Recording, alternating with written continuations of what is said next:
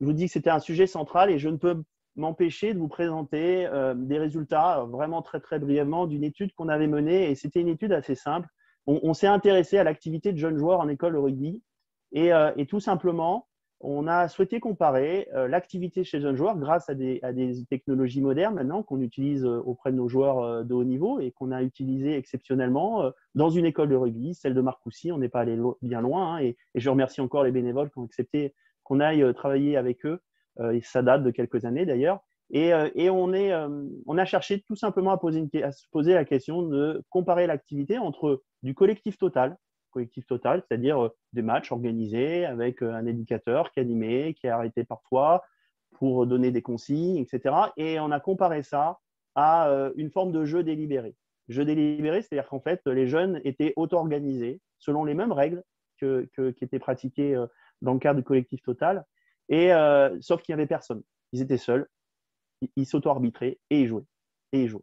Et en fait, on a été assez surpris. Alors, ça allait tout à fait dans l'hypothèse qu'on était donnée, mais on ne pensait pas à ce point-là. On était surpris des différences d'activité qu'il pouvait y avoir. Et là, à travers des indicateurs simples, c'est ne serait-ce qu'à distance totale parcourue, plus de 70% d'activités réalisées. La haute intensité, on parle sur la haute intensité qui était même bien, bien plus supérieure. Et puis, encore plus important, les formes de pratique. Et quand les jeunes jouaient seuls, s'auto-arbitraient, eh bien, on observait plus de 40% de passes, plus de 120% de jeu au pied, et puis moins de situations de regroupement et de contact. Et ça nous a beaucoup questionné. On a beaucoup aimé ces résultats, et je suis même plutôt, c'est l'un des résultats d'études qu'on a pu mener à la fédération dont je suis plus fier. Ce n'est pas une étude très conséquente, mais en tout cas, ça nous a passionnés.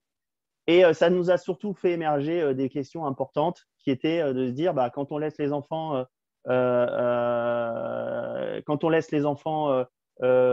jouer seuls, eh bien, on voit qu'ils sont capables d'aller beaucoup plus loin que ce qu'on est capable de leur proposer quand on va animer la séance. Alors, loin là de dire qu'il n'y a pas besoin d'éducateurs, mais à notre sens, il faut s'interroger sur ça. Et d'où on va dire, la question centrale qui émerge de cela, et c'était le sous-titre un peu de ce webinaire, c'était est-ce que le jeune joueur doit être traité un peu comme un petit homme, un petit adulte, et donc adapter les règles, etc., des terrains plus petits, moins de joueurs, etc., des temps de jeu plus petits que les adultes. Donc, est-ce que c'est du coup un petit homme ou ces jeunes joueurs, eh bien, ils ont des caractéristiques particulières, originales, des capacités autres.